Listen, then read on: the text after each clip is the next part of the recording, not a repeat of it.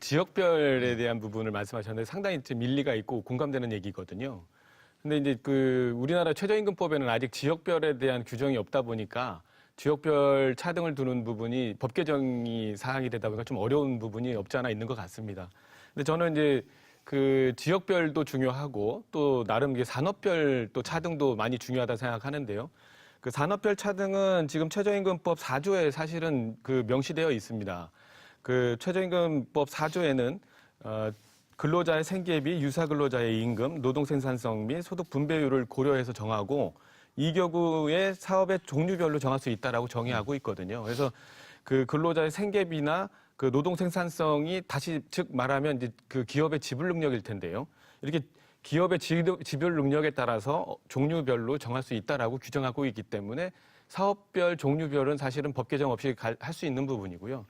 이런 부분에서 사실은 최저임금이 정부의 의지대로 1만 원까지 가려고 하면 업종별로 어떤 이런 차등 적용하는 것이 반드시 필요합니다. 기업마다의 어떤 지불 능력의 차이가 있기 때문에 반드시 그래야 되고요. 더군다나 이제 소상공인 업종은 사실 대부분의 서비스 업종에 있거든요. 그래서 지금 통계청 자료에 의하면 제조업에 비해서 서비스업은 생산성이 25%밖에 되지를 않아요. 그래서 제조업에서는 어느 정도 최저임금을 인정하고 쫓아갈 수 있지만 소상공인 사업장이 대부분이 서비스업은 쫓아갈 수 없다. 그래서 그 부분에 대해서는 좀 차등이 필요하다라는 말씀을 드리고 싶고요. 2016년도에 최저임금위원회에서 전 세계 최저임금 제도를 도입하고 있는 37개 나라를 분석한 자료가 있거든요. 참 흥미로워서 한번 제가 말씀드리려고 하는데요.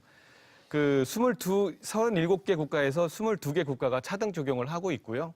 이 차등 적용에는 지역별 차등, 업종별 차등, 연령별 차등, 다양한 어떤 합리성을 담보로 하고 있습니다. 이 단일로 하는 나라는 우리나라를 포함해서 15개 국가가 단일로 하고 있는데요. 근데 이제 최저임금 제도를 시행하고 있는 상위 10개국, 선진국가를 또 분리해서 따로 보면 8개 국가는 차등 적용을 하고 뉴질랜드하고 독일만 이제 단일로 하고 있습니다.